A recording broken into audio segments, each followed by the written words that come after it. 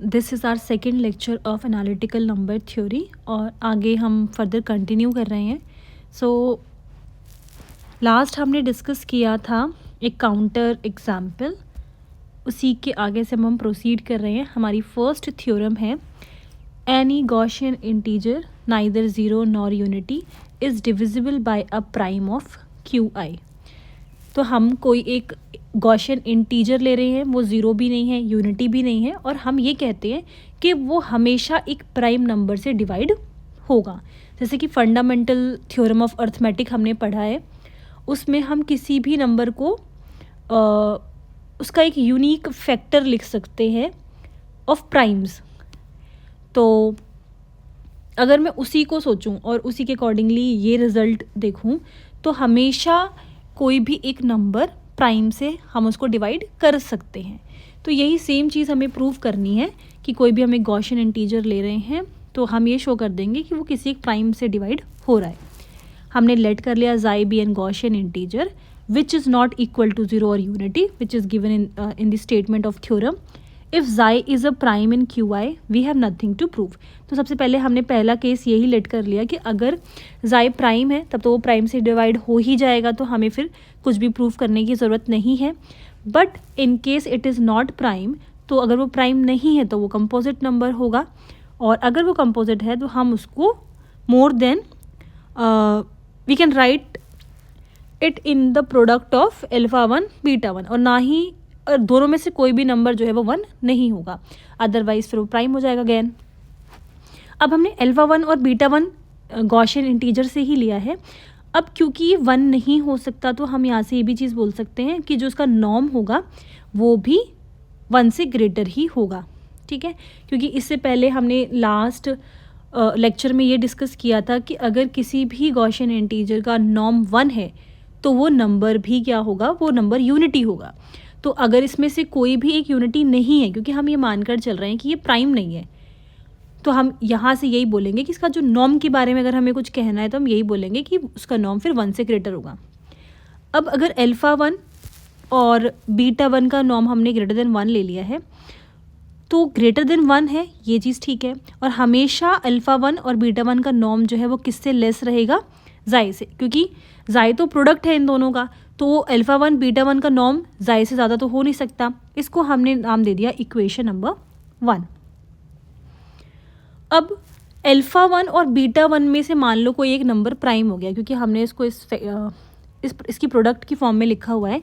इन दोनों में से कोई भी अगर प्राइम हो जाता है देन अगेन थ्योरम प्रूव हो जाएगी, क्योंकि अगर प्राइम हो गया देन हम कह सकते हैं कि प्राइम से डिवाइड हो रहा है जाई. इफ़ अल्फ़ा वन और beta one is prime then proof is completed. अब हम ये लेट कर रहे हैं कि प्राइम नहीं है, क्योंकि हमें तो हर एक केस दिखाना है. तो अल्फ़ा वन हो चाहे बीटा वन हो, ये सेम प्रोसेस, ये सेम लाइंस हम उसके लिए मेंशन कर सकते हैं, यही मेथड्स चलेंगे. तो हमने ये लेट कर लिया that alpha one is not prime. If it is not prime then again हम अल्फ़ा वन को इस तरीके से प्रोडक्ट की फॉर्म में लिख सकते हैं अल्फ़ा टू बीटा टू. ये हमने कहाँ से लिया है, गॉसियन इंटीजर से. अब दोनों का ही नॉर्म क्या होगा, ग्रेटर देन वन. यही सेम प्रोसेस जो है हम बार बार रिपीट करेंगे. तो नॉर्म ग्रेटर देन वन क्यों बोला है, क्योंकि वन हो नहीं सकता, अगर वन हो गया तो वो प्राइम नंबर हो जाएगा, और अकॉर्डिंग टू थ्योरम अगर नॉर्म वन है तो वो नंबर भी यूनिटी होगा, इसलिए हम ये कह रहे हैं कि नॉर्म ग्रेटर देन वन होगा.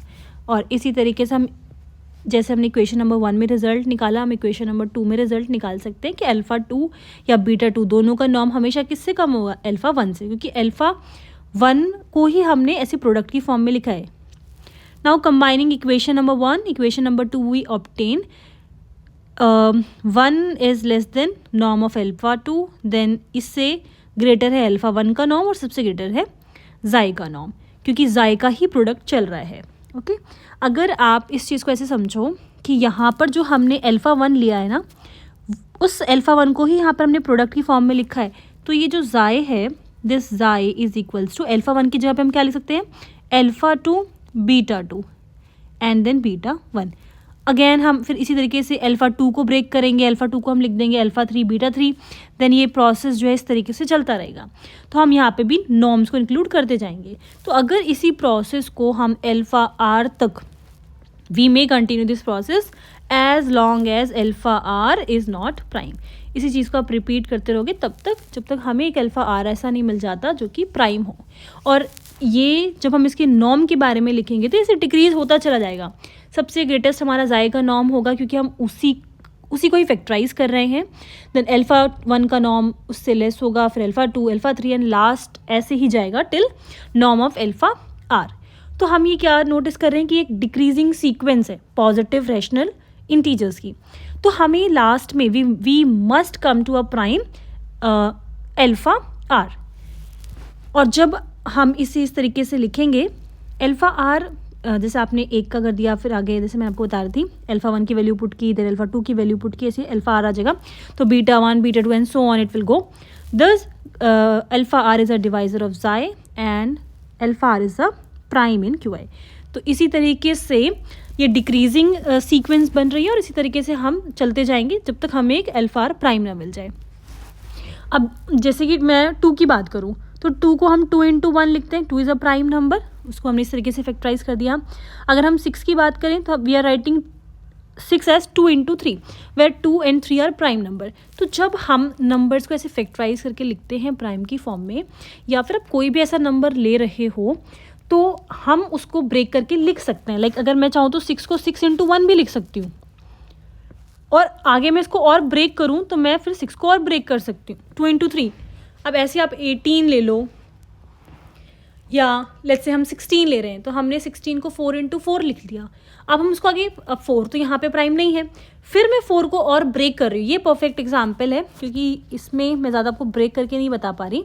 Let's say if I am taking 16, तो 16 क्या है 4 into 4। अब इसमें तो हमें प्राइम नहीं मिला जैसा कि हम केसेस में ले रहे थे, बट जब मैं इसको आगे और ब्रेक कर रही हूँ, जैसे मालूम मैंने 1 छोड़ दिया, this is alpha 1 and beta 1 suppose कर लो, तो इसमें से मैंने 1 ले लिया अल्फा 1, क्योंकि चाहे आप अल्फा 1 लो चाहे आप बीटा 1 लो, आप जब उसको ब्रेक करोगे तो वो आपको प्राइम फैक्टर में ही मिलेंगे आगे।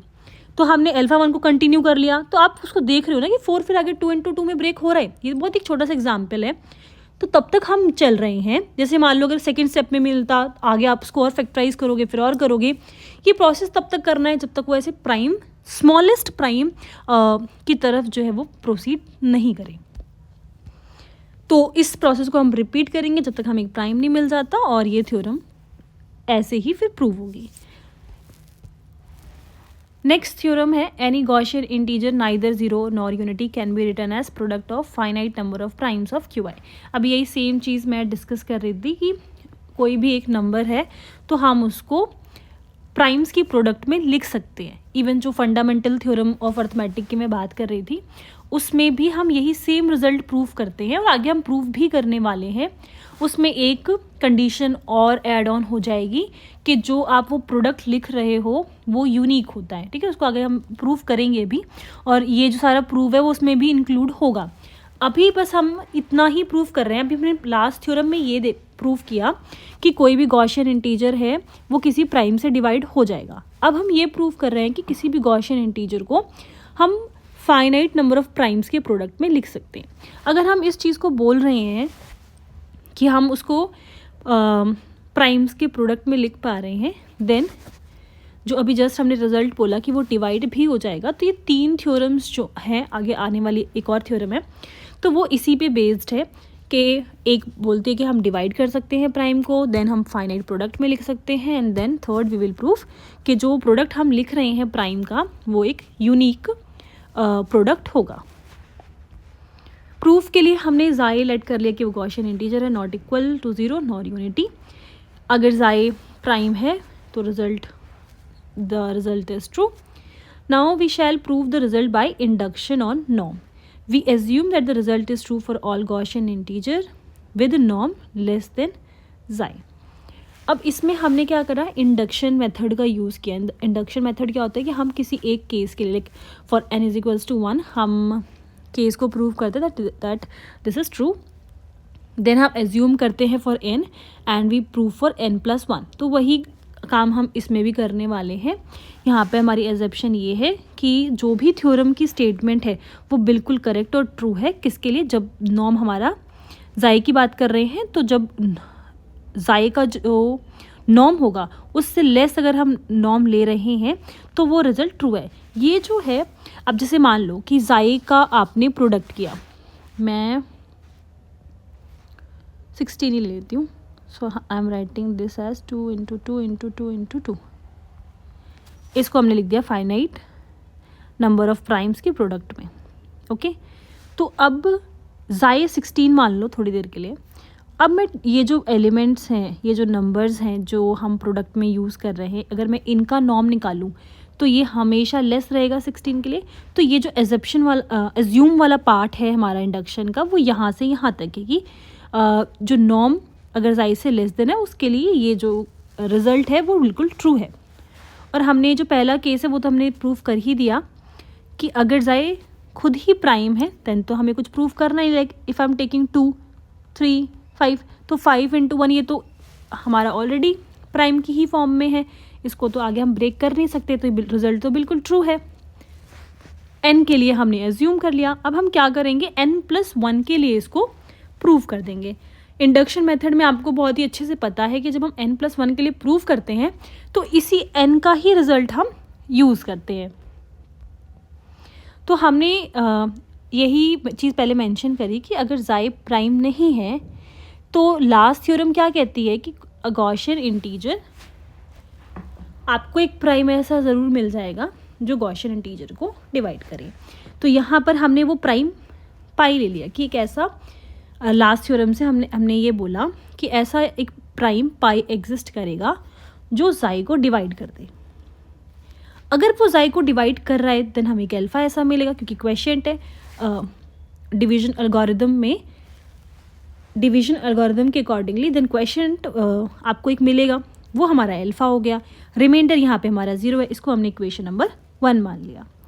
अगर मैं अल्फा के नॉर्म की बात करूँ तो ऑब्वियसली अल्फा का जो नॉर्म है वो जाए से कम होगा। अगर अल्फा का नॉर्म 1 के इक्वल हो जाए देन हमने अपनी लास्ट थ्योरम जो हमारा लेक्चर नंबर 1 था उसमें डिस्कस किया था कि अगर नॉर्म 1 हो जाता है तो वो एलिमेंट यूनिटी हो जाएगा। तो अगर नॉर्म 1 हो गया तो अल्फा यूनिटी हो जाएगा एंड हेंस जाए is an associate of prime. अगर ये 1 हुआ तो एसोसिएट की डेफिनेशन क्या थी कि एप्साइलन इनटू में जाए, ये हमारा एसोसिएट होता है। ये किसका एसोसिएट है, ये जाए का एसोसिएट है, जिसमें से एक जो एलिमेंट है वो हमारा यूनिटी एलिमेंट हो, ठीक है, तो उसको हम एसोसिएट बोलते हैं। अब इसकी प्रोडक्ट में अगर अल्फा 1 हो जाए, यहाँ पे ये अल्फा 1 हो जाए तो ये क्या कहलाएगा, ये एसोसिएट ही कहलाएगा। तो वही सेम चीज़ मेंशन कर रखी है, हेंस जाए is an associate of prime pi and hence itself is a prime. तो कॉन्ट्रडिक्शन आ गया। कॉन्ट्रडिक्शन क्यों आया, अगर ये प्राइम ये एसोसिएट हो जाता है तो ये प्राइम कहलाएगा। हमने अल्फा 1 को अगर 1 पुट कर दिया और पाई तो यहाँ पे प्राइम है, तो ये अगर जाए इस प्राइम के इक्वल है तो जाए भी तो फिर प्राइम हुआ ना। बट हमने क्या माना है कि जाए प्राइम नहीं है, तो क्या आ गई यहाँ पे कॉन्ट्रडिक्शन आ गई। देन जो नॉर्म है अल्फा का वो 1 नहीं हो सकता। तो हम ये कह रहे हैं कि जो अल्फा का नॉर्म है वो ग्रेटर देन 1 है। वी हैव ऑब्टेन्ड, अब वो ग्रेटर देन 1 है तो हम पहली चीज़ तो ये कह सकते हैं कि जाए से तो उसका नॉर्म लेस होगा ही and alpha is neither 0 nor unity. So by induction hypothesis alpha can be written as, अब देखो अगर ये इसका नॉर्म ग्रेटर देन 1 है और ऑब्वियसली जाए से तो लेस है, तो अभी हमने जो हमने एज्यूम किया है वो ये किया है कि जो स्टेटमेंट है वो बिल्कुल करेक्ट है जब हमें नॉर्म जो है वो जाए से लेस मिलेगा तो स्टेटमेंट क्या है, करेक्ट है। अभी यही सेम चीज़ हमने प्रूव करी कि यहाँ पर जो अल्फा का नॉर्म है वो लेस देन जाए है। जो ये केस हम दिखा रहे हैं ना कि अल्फा अगर 1 के इक्वल हो जाए तो हमें तो सारे केसेस लेट करके चलने पड़ेंगे ना, इसलिए हमने ये केस भी डिस्कस कर लिया कि अगर नॉर्म ऑफ अल्फा 1 हो जाए तो क्या पॉसिबिलिटी है, तो वहाँ पे कॉन्ट्रडिक्शन आ रहा था।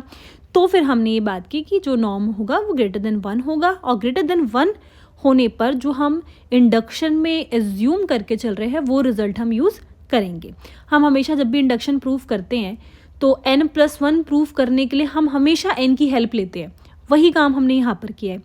अब जो मैंने एज्यूम किया था वो क्या था कि जब नॉर्म हमारा एलिमेंट का जो नॉर्म होगा जिसके प्रोडक्ट में आप लिख रहे हो उसका नॉर्म अगर जाए के नॉर्म से लेस हो जाता है तो जो थ्योरम की स्टेटमेंट है वो बिल्कुल करेक्ट है। और थ्योरम की स्टेटमेंट है क्या कि आप गॉसियन इंटीजर को फाइनाइट प्रोडक्ट ऑफ प्राइम्स की फॉर्म में लिख सकते हो। तो हमने क्या किया, हमने उसको प्रोडक्ट की फॉर्म में लिख दिया। यही सेम चीज़ यहाँ पे मेंशन है। So by induction hypothesis alpha can be written as product of primes. तो यहाँ पर हम अल्फा को कुछ प्राइम्स के प्रोडक्ट की फॉर्म में लिख सकते हैं। यहाँ पर पाई 1 पाई 2 टिल पाई आर जो भी हमने प्राइम का प्रोडक्ट लिया है सारे कैसे हैं, प्राइम है। अब हम उसी अल्फा की वैल्यू को जाई में पुट कर देंगे। तो xi is equals to pi into pi 1 pi 2। ये जो अल्फा की वैल्यू थी वो हमने यहाँ पर पुट कर दी। सो यहाँ पे ये सारे नंबर्स कैसे हैं, प्राइम, और पाई तो ऑलरेडी प्राइम था ही। तो हमने यहाँ से क्या प्रूव कर दिया कि गॉसियन इंटीजर को हम फाइनाइट नंबर ऑफ प्राइम्स की प्रोडक्ट में लिख सकते हैं। अब पहले इसी से रिलेटेड जो एक और थ्योरम है, fundamental theorem of arithmetic in Q आई, जिसकी मैं बात कर रही थी, इस स्टेटमेंट के अकॉर्डिंगली कि हर एक गॉसियन इंटीजर जो ज़ीरो यूनिटी नहीं है उसको आप एक्सप्रेस कर सकते हो as a product of prime number, जो भी हमने थ्योरम जस्ट प्रूव करी। और उसके बाद जो एक लाइन एड ऑन हो रही है वो ये कि जो रिप्रेजेंटेशन होगी वो यूनिक होगी apart from the order of primes, the presence of unities and ambiguities between associated primes. तो जो सिर्फ फंडामेंटल थ्योरम हमने पढ़ी है अर्थमेटिक की, अभी मैं क्यू आई की बात नहीं कर रही, उसमें हमने यही पढ़ा था कि जो नंबर है उसको हम फाइनाइट नंबर ऑफ जो नंबर है उसको हम प्राइम्स के प्रोडक्ट में लिख सकते हैं। और साथ में कंडीशन ये थी कि जो रिप्रेजेंटेशन होगा वो बिल्कुल यूनिक होगा।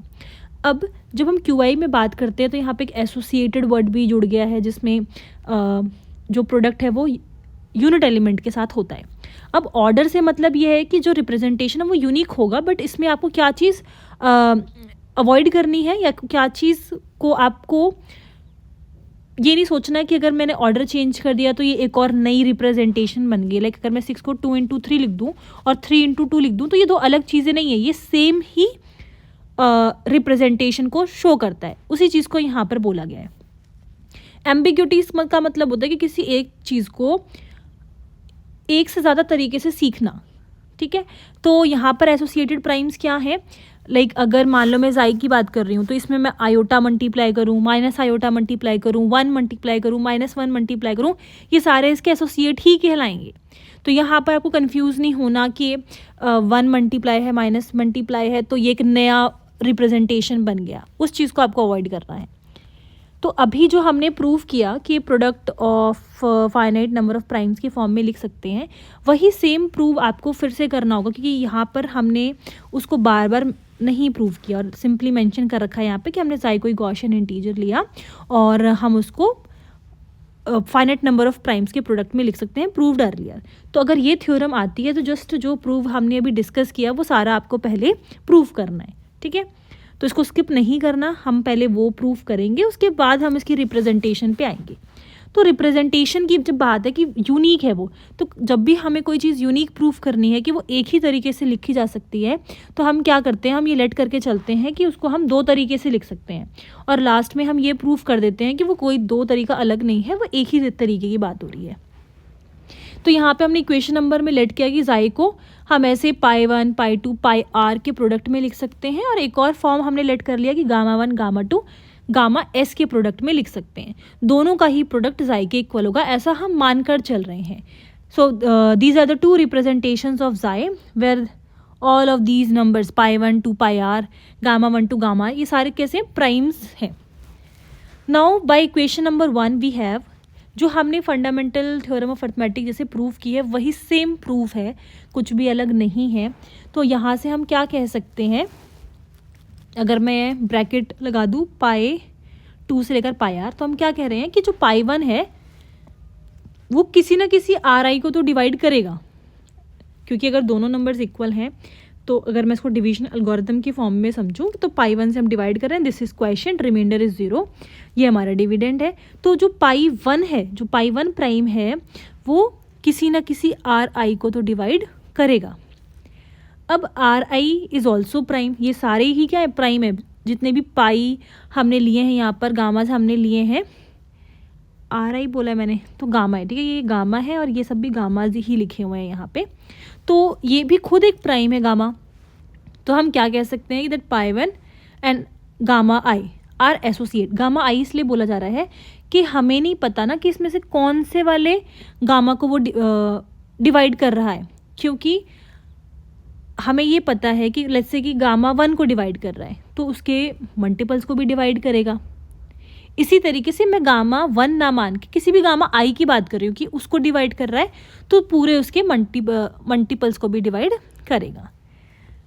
तो यहाँ से हम ये बोल सकते हैं कि जो गामा आई है और पाई 1 है और गामा आई है वो क्या है, एक दूसरे के एसोसिएट्स, क्योंकि वो डिवाइड कर रहे हैं। अब अगर वो एसोसिएट हैं तो हम कैसे लिख सकते हैं, हम उस आर आई को लिख सकते हैं एप्सिलॉन 1 और pi 1 for some unity epsilon 1 belongs to Q i, क्योंकि एसोसिएट वही होते हैं जब हम प्रोडक्ट किसके साथ ले रहे हो, यूनिटी के साथ ले रहे हो, ठीक है। So since pi 1 is a prime element of Q i, so pi must divide some r i. Since gamma, मैं बार बार आर आई बोल रही हूँ, गामा है, ठीक है, या आप आर आई बोलो तो आप आर आई हर जगह मेंशन करो, otherwise gamma. So gamma I is also prime of Q आई। हम एसोसिएट बोल ही इसलिए पा रहे हैं क्योंकि हमें पता है कि अगर गामा आई प्राइम है तो वो सेम उसी नंबर से ही डिवाइड होगा। अगर वो 5 है तो 5 से ही डिवाइड होगा, किसी और प्राइम 3 से डिवाइड नहीं हो सकता। Even though pi 1 and gamma I R primes, but वो दोनों सेम ही नंबर होंगे तभी तो वो डिवाइड करेगा, और वो जिस भी नंबर को डिवाइड कर रहा है देन उसके सारे मल्टीपल्स को भी डिवाइड करेगा। तो दोनों नंबर्स, कहने का मतलब ये है कि दोनों नंबर सेम होंगे तभी डिवाइड होगा, क्योंकि दोनों प्राइम हैं। और अगर वो सेम हो गए, लेट्स से अगर वो 5 ही था तो हम 5 इज 5 लिख रहे हैं तो मैं इंटू 1 करके भी लिख सकती हूँ। यहाँ पे 1 क्या है, हमारा एप्सिलॉन 1 है, क्योंकि epsilon 1 is unity, 1 is also unity. तो वो तभी कह रहे हैं कि वो एसोसिएट है। जब यूनिटी के साथ मल्टीप्लाई कर दिया तो वो एसोसिएट ही तो बन गया ना। तो यहाँ पर हमने यही सेम चीज़ मेंशन कर रखी है दैट ये दोनों आपस में एसोसिएट हो गए। ओके, अब हमने क्या किया, जो इक्वेशन नंबर 1 यहाँ पर चल रही है तो यहाँ पर बीच में कहीं गामा आई होगा, गामा आई की फॉर्म चल रही है ना, तो गामा आई की वैल्यू क्या हमने लिखी कि वो एप्सिलॉन 1 पाई 1 है। तो वही सेम चीज़ जहाँ पर गामा आई आएगा, यहाँ पे लिखा गामा 1 गामा 2 गामा आई -1, यहाँ पे वो गामा आई, यहाँ पे वो गामा आई +1 टिल ये गामा एस तक जा रहा है। तो हमने गामा आई को रिप्लेस कर दिया यहाँ से, ठीक है, उसकी वैल्यू पुट कर दी एप्सिलॉन 1 पाई 1। अब हमने इस पूरी वैल्यू को क्या किया, शिफ्ट कर दिया लेफ्ट हैंड साइड पे। तो ये जो पॉजिटिव में था वो यहाँ पर नेगेटिव में आ गया, ये यहाँ से लेकर यहाँ तक, यहाँ से लेकर यहाँ तक, ये नेगेटिव में हो गया। और हमने जो यहाँ पर आपको ये पाई 1 दिख रहा है, क्योंकि यहाँ पर भी पाई 1 आ गया, यहाँ पर पाई 1 तो ऑलरेडी था ही, उसी पाई 1 को यहाँ पर हमने कॉमन ले लिया, बाकी जो है वो ब्रैकेट में प्रोडक्ट की फॉर्म में लिख दिया, और जो हमारा राइट हैंड साइड था वो =0 हो गया। अब पाई 1 तो प्राइम है, वो तो 0 हो नहीं सकता, तो ये जो ब्रैकेट में लिखा हुआ है पूरा नंबर ये 0 के इक्वल होगा, ठीक है। तो यहाँ से हमने इसको इक्वेट किया 0 से, तो यहाँ से हमें क्या मिलेगा, दिस, अब ये नेगेटिव में था, राइट हैंड साइड पे शिफ्ट होगा तो पॉजिटिव में हो जाएगा, दिस = दिस आ गया, यहाँ पे आ जाएगा =, वही सेम यहाँ पे हमने लिख रखा है। तो पाई 1 क्या हो गया, यहाँ से गायब हो गया। अब इसी तरीके से हम इस प्रोसेस को बार बार रिपीट करके पाई 2 के लिए बात करेंगे, पाई 3 के लिए बात करेंगे। जब आप पाई 2 देखो, पाई 1 गायब हुआ तो यहाँ पे क्या एक्स्ट्रा आ गया, एप्सिलॉन 1। इसी तरीके से पाई 2 हटेगा तो एप्सिलॉन 2 आ जाएगा, पाई 3 हटेगा तो एप्सिलॉन 3, पाई आर हटेगा तो ऐसे ही एप्सिलॉन आर। और ये सारे नंबर जब यहाँ से हट जाएंगे तो यहाँ पे सिर्फ क्या बचेगा, 1 बचेगा। तो इसी प्रोसेस को रिपीट किया गया है। और आगे हमने बोला है let if possible r is less than s. R is less than s का मतलब क्या है कि जो यहाँ पर हमने प्रोडक्ट लिया था, यूनिक प्रोडक्ट, यूनिक मतलब 2 रिप्रेजेंटेशन ली थी, उसमें हमने एक आर माना था और एक एस तक माना था। तो हम ये बोल रहे हैं कि आर लेस है। आर लेस होने का मतलब कि जो इस तरफ प्राइम्स लिखे हुए हैं वो कम है एस से, तो ये जल्दी सारे ख़त्म हो जाएंगे और हमें लेफ्ट हैंड साइड पे 1 मिल जाएगा। और जैसे जैसे कि ख़त्म हो रहा है यहाँ पर एप्सिलॉन आना स्टार्ट हो जाएंगे, जो मैंने अभी आपसे डिस्कस किया, ठीक है। तो क्योंकि एस तो ज़्यादा है, इसका मतलब कुछ गामास बच जाएंगे, इस चीज़ को ध्यान से समझो, ये अगर आर कम है तो ये जल्दी जल्दी यहाँ पे कैंसिल आउट होकर यहाँ पे 1 दे देगा, यहाँ से तो कुछ ही सिर्फ गामा जाएंगे ना, कुछ गामास तो बच जाएंगे, उसकी जगह पे तो यहाँ पे एप्सिलॉन 1 एप्सिलॉन 2 आता जाएगा, वही सेम प्रोसेस को हम रिपीट कर रहे हैं। तो वो कुछ जो गामा बच गए हैं वो यहाँ पर मेंशन कर दिए, गामा J1 गामा J2 ये जो भी बच जाएंगे। सिंस ये जो जितने भी गामास हैं वो क्या है, प्राइम है। अब इधर ये प्राइम है, ये सारे हमारे एप्सिलॉन है, यहाँ पे क्या लिखा है 1। तो यहाँ से हमें क्या रिजल्ट मिलता है कि जो ये तो देखो, ये जो epsilon 1 epsilon 2 till epsilon R आ रहा है ना, this is nothing but a unit element. आप जब सारे यूनिट एलिमेंट को मल्टीप्लाई करते हो, इन सबको मैं मल्टीप्लाई करूँगी तो ये मुझे एक यूनिट एलिमेंट ही मिलेगा। अब यूनिट एलिमेंट में कोई भी एलिमेंट का प्रोडक्ट किया जा रहा है तो वही सेम एलिमेंट ही तो वापस आता है, तो यही सेम एलिमेंट ही तो मेरे पास वापस आ जाएंगे। अब इसमें से कोई तो एक गामा ऐसा होगा ना जो 1 को डिवाइड करेगा, क्योंकि ये तो ख़त्म हो गया, ये तो हमारे पास यूनिट एलिमेंट था, मल्टीप्लाई किया, ये बच गया। इनमें से कोई एक गामा ज़रूर होगा ना, क्योंकि ये पूरा प्रोडक्ट 1 के इक्वल आ रहा है, 1 इज इक्वल्स टू ये प्रोडक्ट ऑफ दीज गामास। तो ये गामास तो कैसे हैं, प्राइम है, इसका मतलब कि एक गामा ऐसा है जो 1 को डिवाइड कर रहा है, विच इज़ अ कॉन्ट्रडिक्शन, क्योंकि हमने तो उसको प्राइम माना है। और ये गामास जो है वो they're not zero, neither they're zero not unity. तो अगर इसको डिवाइड करना है, 1 को डिवाइड करना है, तो उसका 1 होना बहुत ज़रूरी है। तो यहाँ पर आ गई कॉन्ट्रडिक्शन। दस अब आर सपोजिशन कि आर जो है एस से लेस है वो गलत है। जो हमने रिप्रेजेंटेशन मानी, जो हमने पाई आर ले रखे थे, गामा एस ले रखे थे, ये बोलना कि आर जो गामाज हैं वो कम है, एस और गामाज ज़्यादा हैं, वो चीज़ गलत है। यहाँ ये हमारी सपोजिशन थी। तो इसका मतलब, और सेम प्रोसेस से हम ये भी प्रूव कर सकते हैं, ना एस ज़्यादा होगा ना आर ज़्यादा होगा। तो इससे हमें पता चल गया कि आर और एस आपस में इक्वल है। By the process we adopted it also follows that pi i is associate of r j n conversely, hence it is proved. अब इसमें बहुत सारी बातें ऐसी हैं जो आपको हो सकता है नहीं समझ में आई हो। देखो, हमें क्या करना था, हमें इस रिप्रेजेंटेशन को, ये जो 2 रिप्रेजेंटेशन हमने लिख रखी है, इनको इक्वल दिखाना था। ये बताना था कि ये दोनों अलग नहीं है, ये सेम है। ठीक है, रुको, ये जो हमने लिखा ये हमें बताना था कि ये दोनों रिप्रेजेंटेशन ये और ये सेम है। अगर मान लो कि इधर 3 नंबर, मैं 3 नंबर लेके चलती हूँ, पाई 1 पाई 2 पाई 3 तक लेके चलती हूँ, और इसमें मैंने सिर्फ मान लिया गामा 1 गामा 2, बाकी सब भूल जाओ, तो यहीं से ही रिप्रेजेंटेशन तो अलग अलग हो गई। मुझे तो ये प्रूफ करना है ना कि सेम होगी। तो अगर मैं यहाँ पर पाई 1 पाई 2 पाई 3 ले रही हूँ तो इधर भी गामा 1 गामा 2 गामा 3 होना चाहिए। जैसे कि मैं ये बता सकूँ कि भाई पाई 1 जो है वो गामा 2 से रिलेटेड है, गामा 2 गामा 1 से रिलेटेड है, पाई 3 गामा 3 से रिलेटेड है या उसका एसोसिएट है। तभी तो हम एक रिलेशन को इस्टेब्लिश कर सकेंगे और ये बताएंगे कि दोनों अलग अलग नहीं है, सेम ही है। अगर पहले ही इधर 3 पाई हैं, इधर 2 ही गामा है, तो ये पहले ही आपस में अनइक्वल हो जाएंगे, तो ये सेम रिप्रेजेंटेशन होगी कैसे।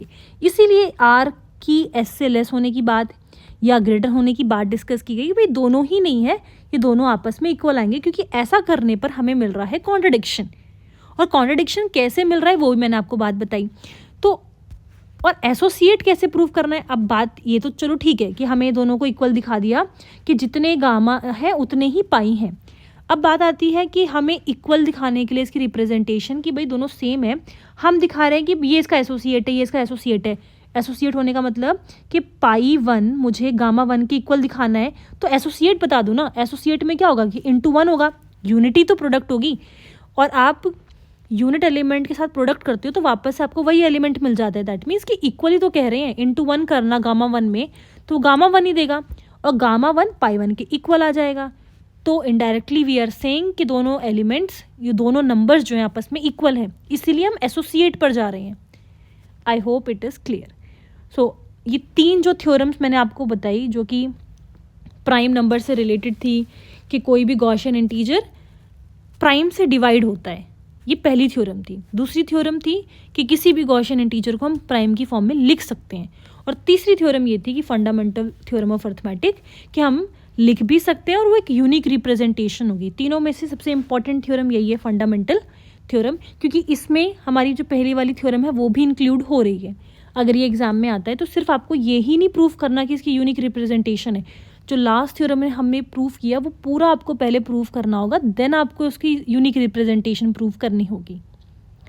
सो ये तीनों थ्योरम समवट आपस में रिलेटेड थी। इसको एक ही लेक्चर में जो है मैंने आपको एक्सप्लेन कर दिया है। अब हम अपने थर्ड लेक्चर में इसको कंटिन्यू करेंगे एंड क्यू ओमेगा के बारे में डिस्कस करेंगे, जो कि हमारा नया टॉपिक है।